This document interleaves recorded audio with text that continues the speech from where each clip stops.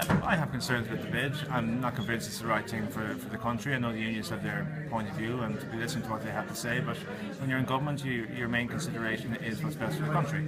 And I'm not convinced the bid as it stands is what's best for the country. I hear there'll be an emergency motion at the conference.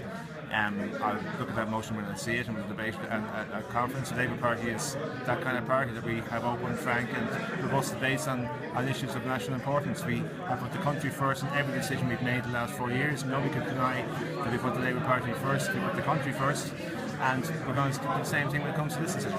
Do you think it'll have a lot of support if that motion does get tabled at the conference? I would assume it would. I mean, there's an issue like Aer Lingus would tug at the heartstrings of your average Labour Party member, and the members in my own constituency are quite unanimous in their feeling about it.